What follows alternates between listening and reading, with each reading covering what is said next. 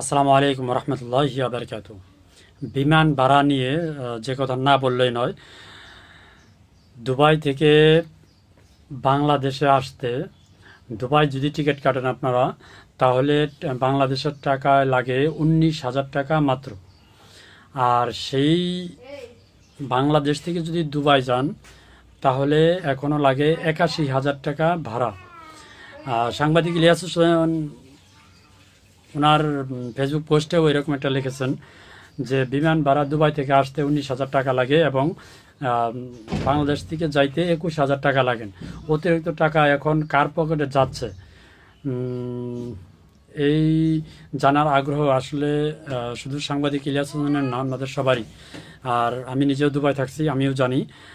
তখন অবশ্যই আরও কম ছিল, 19,000 টাকা না, অনলি 500 দেরহাম।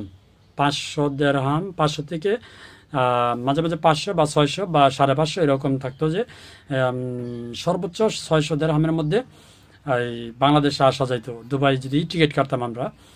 আর বাংলাদেশ থেকে যদি তখন যাওয়া হইতো, তখন আপনার, এখন তো 81,000 হচ্ছে, একটু কমছে, তখন আরও বেশি মানে লাগতো, প্রায় 90 থেকে 1 লাখ টাকা বা তারও বেশি বাংলাদেশ থেকে টিকিট কেটে যাওয়ার সময়। তো তখন তো স্বৈরাচারী ফ্যাসিস্ট স্বৈরাচার শেখ হাসিনা সরকার ছিল, তখন সবাই দেশটাকে লুটেপুটে খাওয়ার চেষ্টা করতো, তখন না হয় খাইতো, বুঝতাম। কিন্তু আমার প্রশ্ন হচ্ছে, এখন তো স্বৈরাচার সরকার নাই, অর্থাৎ শেখ হাসিনার পতন হয়েছে বিগত 5ই আগস্টের পরে। এখন পর্যন্ত প্রায় 1 বছরের বেশি হয়েছে। তো এই 1 বছরেও কি এই বিমানবন্দরে সিন্ডিকেট যারা চোর ছিল, এখন পর্যন্ত কি তারাই আছে? এই সিন্ডিকেটের মাধ্যমে চোররাই আছে, নাকি তাদেরকে পরিবর্তন করা হয়েছে? আসলে এই জিনিসটা আমার জানা নেই। তবে যেহেতু এই সিন্ডিকেটটা আছে এখনও, এখন বর্তমান বাজারে আপনার দুবাই থেকে যদি আপনারা টিকিট কাটেন বাংলাদেশের টাকায় 19,000 টাকা পরে বাংলাদেশে আসতে।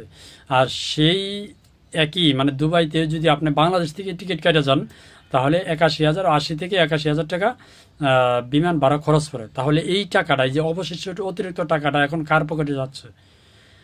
এখন মানে প্রশ্ন কিন্তু আসতেই পারে যে এগুলো কি এখন কি যারা ক্ষমতা আছেন তাদের পকেটে যাচ্ছে, নাকি বিমানবন্দরে যে স্বৈরাচার থাকতে যে সিন্ডিকেট বিমানবন্দরে ছিল সেই সিন্ডিকেটের পকেটেই যাচ্ছে। তো সকালবেলা আমি একটা ভিডিও দিছি, আপনারা দেখে নেবেন। তা বিমানবন্দরটা কিভাবে ভারতের রয়ের এজেন্ট পুরা বিমানবন্দরটা কাভার করছে, ভয়ঙ্কর একটা তথ্য উঠে আসছে, সেটা আমি শেয়ার করছি, দেখে নেবেন। তো এখনও কি রয়ের এজেন্টটা যদি থাকে, রয়ের এজেন্টটা এখনও আছে, তো রয়ের এজেন্টটা তো টাকা খাচ্ছে না, তাহলে টাকাটা খাচ্ছে কে? তাহলে নিশ্চয়ই আগের যে সিন্ডিকেটটা ছিল স্বৈরাচারের সময়, সেই সিন্ডিকেটটা এখনও আছে। তাহলে সবাই স্বৈরাচার পতন হয়েছে, সরকার পরিবর্তন হয়েছে, কিন্তু সিন্ডিকেট এখনও রয়ে গেছে। সিন্ডিকেট কেন আসলে ভাঙতে পারতেছেন না? এই সরকারকে আমি প্রশ্ন করব, সিন্ডিকেট কেন এখনও ভাঙতে পারতেছেন না? এটা প্রবাসী হিসাবে আমি আমার জায়গা থেকে প্রশ্ন রেখে গেলাম। আর আপনারা যারা প্রবাসী আছেন, যদি পারেন ভিডিওটা শেয়ার করে দিবেন।